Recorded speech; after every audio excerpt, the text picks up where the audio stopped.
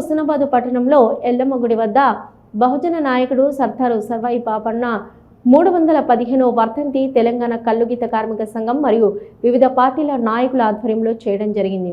ఈ సందర్భంగా తెలంగాణ రాష్ట్ర కల్లుగీత కార్మిక సంఘం కమిటీ సభ్యులు పచ్చిమట్ల రవీంద్ర గౌడ్ మాట్లాడుతూ ఒక సామాన్య గీత కార్మిక కుటుంబం నుంచి ఊరు రాజ్యం నుంచి రాజుగా ఎదిగే స్థాయికి ఆయన చేసిన పోరాటాల వల్ల చేరుకోవడం జరిగింది.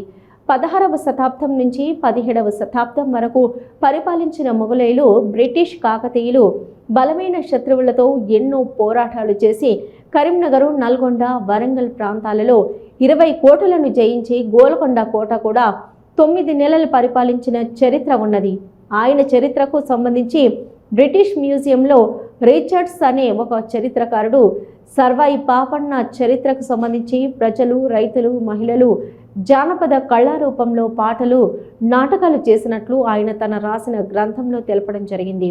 బ్రిటిష్ వాళ్ళు పోతూ పోతూ ఒక వీరుణ్ణి మర్చిపోలేక ఆయన విగ్రహాన్ని బ్రిటిష్ మ్యూజియానికి తరలించిన గొప్ప బహుజన నాయకుడు సర్దారు సర్వాయి పాపన్న అని కొనియాడారు. అంటే మీ తెలంగాణకు సంబంధించిన ఆయన, ఆంధ్రప్రదేశ్కు సంబంధించిన ఆయన అప్పుడు ఇంతమంది రాజులతో కొట్లాడిండు.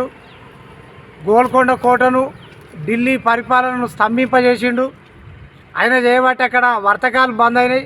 మా పరిపాలన మేము చేసుకుంటామని కొట్లాడిన ఒక బహుజన నాయకుడు. ఆయన యుద్ధ చాణక్యతను మన ప్రధానమంత్రులకు, మన మంత్రులకు, అక్కడ ఉన్న బ్రిటిష్ పురావస్తు శాఖ వాళ్ళు చెప్పడం జరిగింది. అంత గొప్ప చరిత్ర ఉన్న ఒక బహుజన నాయకుడు, అది మామూలు విషయం కాదు. అటువంటి ఒక వ్యక్తి ఒక 300-400 ఏళ్ళ కింద పుట్టి మన వ్యవస్థకు ఒక గొప్ప పేరు తీసుకొచ్చిండు. ఆయన లెక్క మనం కూడా ఎస్సీ, ఎస్టీ, మైనారిటీలు, బీసీలు అందరూ కొట్లాడవలసిన అవసరం ఇప్పుడు ఆసన్నమైంది.